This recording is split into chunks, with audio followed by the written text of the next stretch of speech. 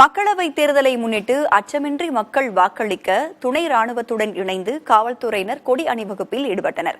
இதுகுறித்து நமது செய்தியாளர் சுதீஷ் தரும் கூடுதல் தகவல்களை தற்பொழுது பார்க்கலாம். மக்களவைத் தேர்தலை ஒட்டி கோவை மாவட்டத்தில் துணை ராணுவத்தினர் காவல்துறையோடு இணைந்து அணிவகுப்பு பேரணியை நடத்தி வருகிறார்கள். நாம் தற்போது கோவை சூலூர் பகுதியில் இருக்கிறோம். இங்கு துப்பாக்கி ஏந்திய துணை ராணுவத்தினர் மற்றும் தமிழக காவல்துறை பொதுமக்கள் அதிகம் கூடும் இடங்களில், முக்கிய சாலைகள் மற்றும் குடியிருப்புகளில் அந்த அணிவகுப்பு பேரணியை நடத்தி வருகிறார்கள்.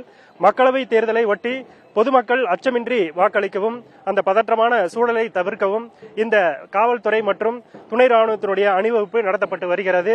ஒவ்வொரு தேர்தலிலுமே இது போன்ற மக்கள் மத்தியில் ஒரு அச்சத்தை போக்கும் விதமான ஒரு அணிவகுப்பு என்பது நடத்தப்படும். அதனையொட்டி இந்த மக்களவைத் தேர்தலிலும் தற்போது கோவை மாவட்டத்தில் துணை ராணுவத்தினர் வந்திருக்கிறார்கள். கோவை சூலூர் பகுதியில் 2 கம்பெனிகளைச் சேர்ந்த துணை ராணுவத்தினர் தற்போது இந்த அணிவகுப்பு பேரணியை நடத்தி வருகிறார்கள். கோவையிலிருந்து ஒளிப்பதிவாளர் திமனுடன் சுதேஷ்.